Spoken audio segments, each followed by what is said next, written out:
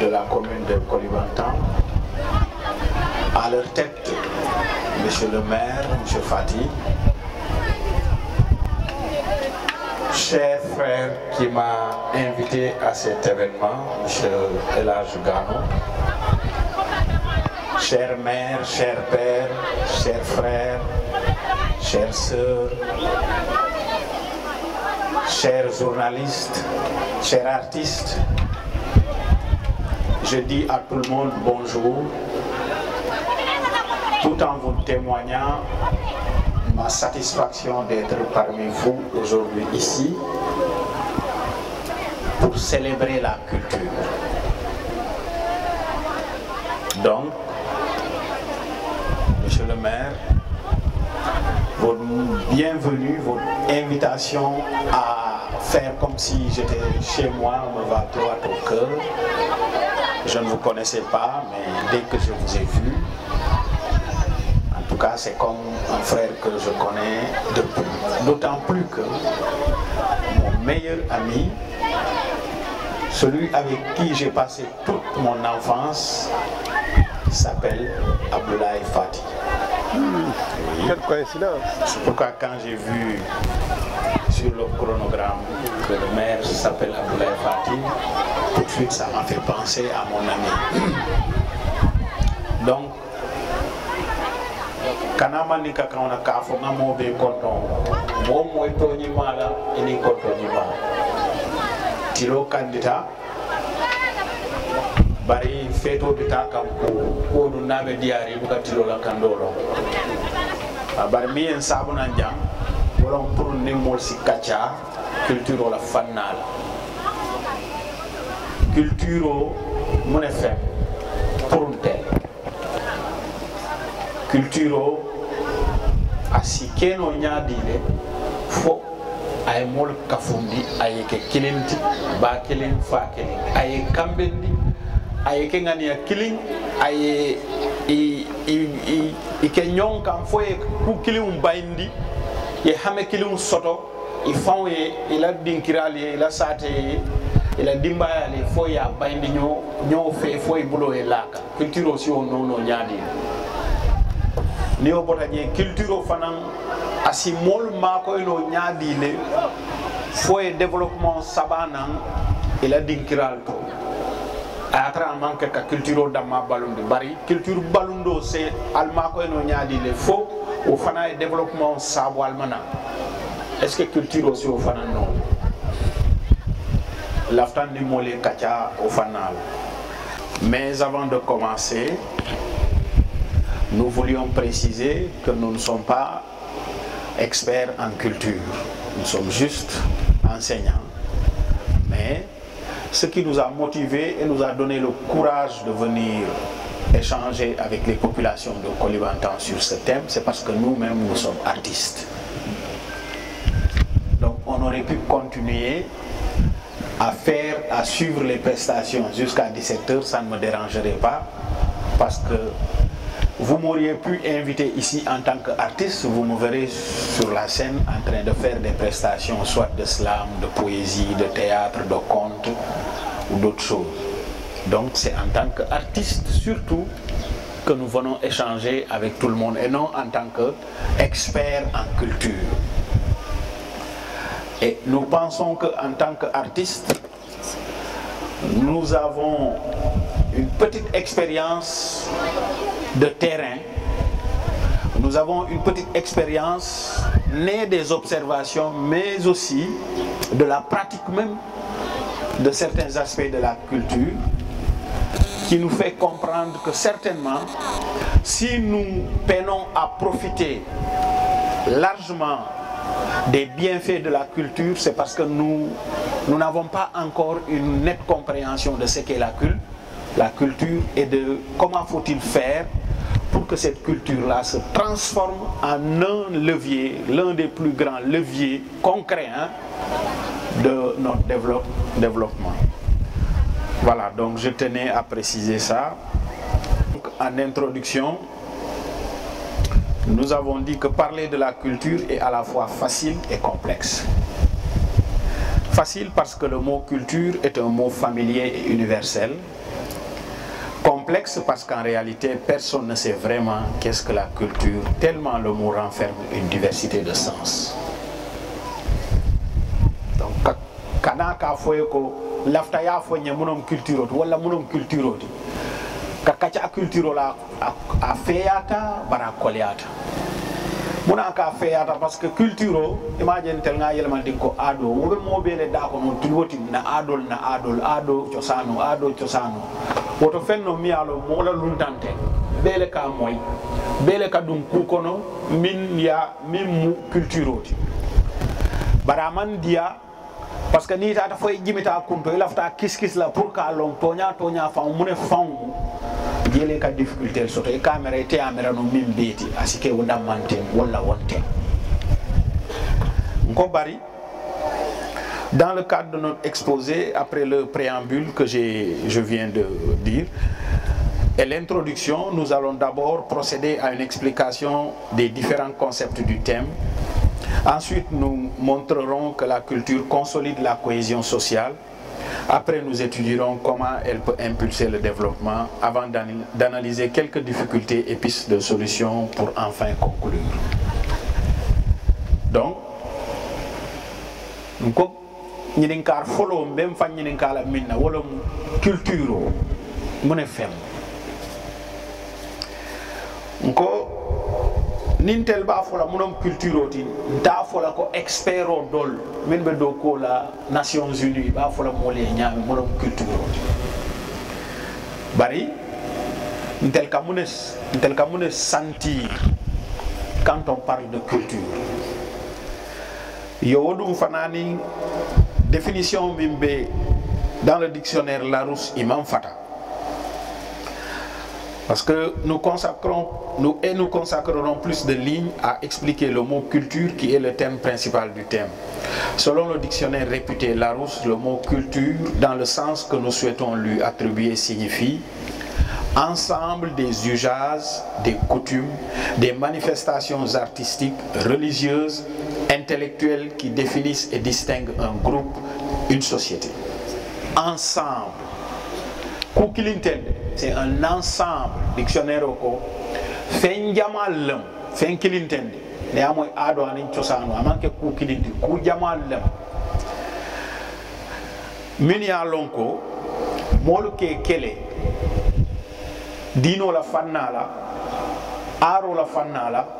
Voilà un mot aussi qui pose problème à nos populations. Quand une culture diawalele, alors que aro une culture il faut tatale. Aro une culture local. Par culture kamunta aro kamuntale akamunta keso. Kilo bebulu keso. Pour la culture il faut de la dol. Il faut y aro leke. Pour la culture samano il faut de la dol. Culture bembulle bar jama aro wole manke wala tinna culture ka jamfa ka tram chapire bulle don. Donc aux manifestations artistiques religieuses asikeno dino la fanala wala karan fauna fanala intellectuel minia lonko wolle ka ayitandi atel mu juma nyolleti anim fanal mu société juma leti imaje manikol nata ye feyitandi balantol nata ye feyitandi jolal nata ye feyitandi fulol nata ye feyitandi sikoten nata ye feyitandi wol beden diwna mu commune de Kolibantanna culture oti société wolum société groupe bijele way ka fo groupe juma ñol mal todo bari au-delà du groupe il y a la société, Naturellement, le mot culture évoque ce qu'on croit, fait, et inversement. Adjama jama culture a son katra croyance leto. Allah na cool. Mune o itandi sain de façon surprenante. Mbama ñol kabri maño nati jang. J'ai bien apprécié les questions-réponses. Parce qu'en réalité, parfois, nka kuol jele bari mbukalo mune muy suuti koto muneti dalilo muneti wala ati nanka fayla ako ke kilin ne ka muso nyini bari kabilo bele dental taw fonna dindiwni bi bari muso nte manta futol fenke nte kema fenke fo réseaux sociaux to ikaje mol koy mu influenceur ti influenceuse ikoy ka mol karandi wala pas plus tard que hier ni dunda réseaux sociaux to ibatar la bi musol meni a lon koy nene man futu ma la mun futu ti purunte e ba fola mollier hani doko fauna siata nyanta balanale kema wala sije nyanta topoto lale ndelle man ka kunda na fula kunda ni man doko ke topoto wala mu doko ti nyanta kela pour dimbaya e tarano kairo kono ni te koyto doko kela ko woto o mo sifal ka wala minul la moy commune tel buka diamo ni le maire na la conseil municipal o manji organiser non tel be tula deri ne dron be connecter be mol jibe la wol be diam la na place to be diam la na place to be moyrind la fenn fewnu min ya lon ko nafa teñeje woto je félicite avant même de continuer le conseil municipal de la commune pour avoir organisé ces journées culturelles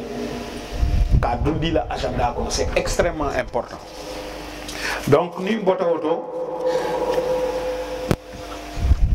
ako la culture a-t-elle qu'à permettre une identité affirmée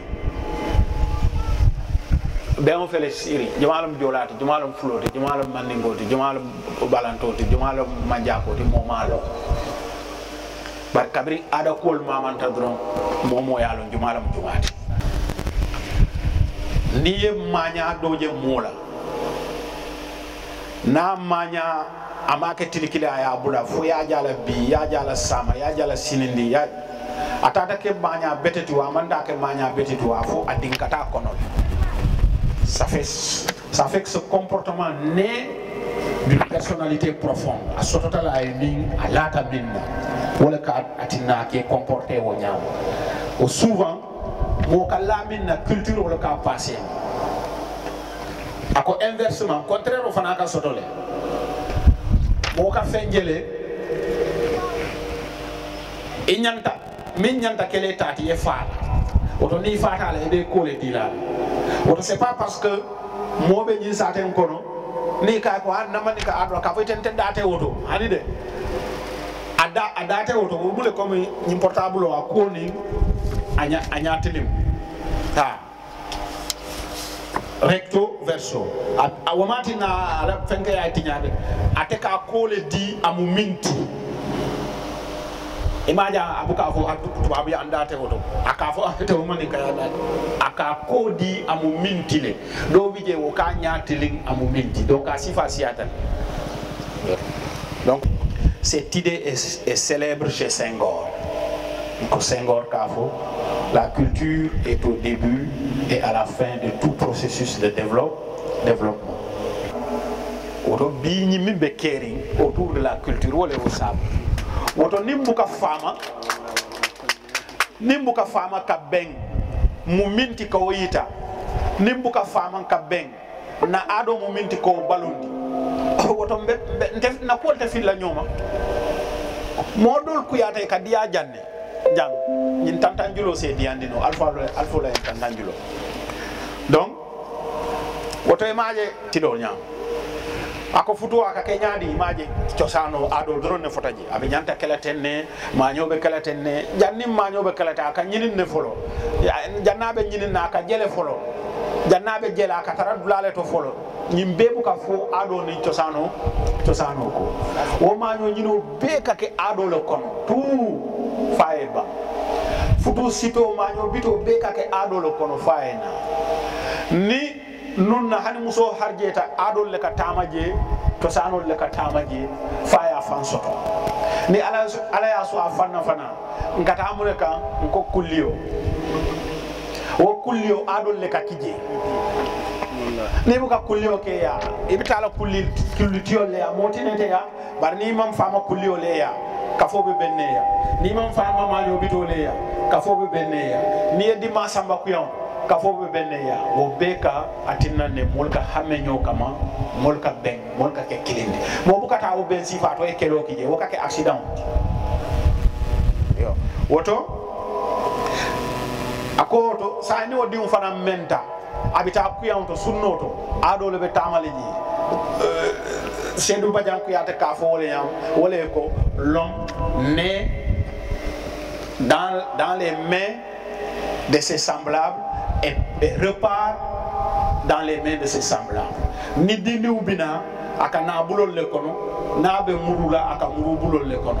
o be ado le katama oto to sano le katama oto dino le katama oto ado atebe foloto abe labon ye ban ime ban asi rattraper nya itele ba choisir les lafta ada jumala ke les fantati ye bulono. Ainsi, selon l'écrivain tchèque Milan Kundera, la culture éclaire la complexité des choses. Kodol bidje bama nyoli jabija. Mais hanin téléphone melo. Auto culture ole mbendi fo no. Ko sandin tel buka ben na dindun e besirin nunja. Sumbuto ni un mini alon ko sanji lulu sanji woro weta ni wol be on buka ke wol ka moy ke balla dame muno mu nyinti ni mune aka ke ni mune atina bete ata ni tel bu ko moy foybe école to dron foybe sanaro le dron itina lon na muno adu modu nafuta da tembo do to dron aka la personnalité le affirmer mimba kono aka wol funtan adu pour feyetara kono foya fiya kono le ni tema fiya kono fendol le ba influence extérieure le ba fila kono na tata fasita faliuma wolbe fuddilale e ba affirmer sa personnalité wolum abe personnalité mi affirmer la woni te lafta e ke nyami be fatala be mbaliabina barni ya kulu ya kacandi ye fewni yitandala muni atina mol ka kete ye yitandala na menta ma fa ba be tala parce que be hakilo be yirwa alale aba jibe la wo kono afanala moyato anala hakilo to ay minje ko nyiwo mfana nyanta nyi mutala la bamba manyana yimbula la to hana ma be muta abe jama mutala barni ma wo kedron aka fille akata culture ñum culture dol le bari fem fula soto ta mol ke e jawale être cultivé et être civilisé. Ama fo ni civilisé tadi. Civilisation tout modo wala masiboti. Akoni cultivé. Quand tu es cultivé, wala ni alo muna multi. Muna yati na ntem nteti. Ni mu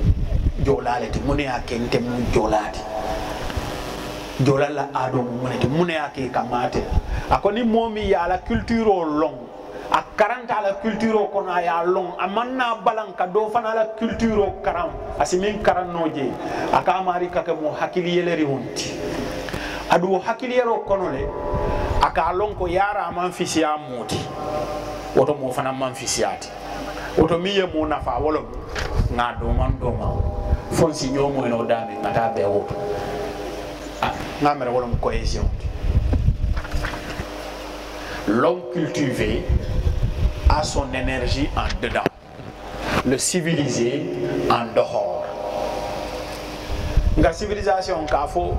ndelema kebal ka fo ndele iko civilisé tale pour ntel nga itan dino molla kontel nga lonne mimbe keri nga dunia kala mutale fo ngam pare wal boy xam nga atra jolal le monti mandin kol le monti fulol le monti balantol le monti wala nga français kamp wala nga fendum fewmi alonko woninte la ado manke kilindi wala nga nakuto yurandi wala ka ko momi alonka ati ko ate civilisé tale e ka longa la bantal la par momi alonko adol ba ko ciosano ba ko na cultiver tale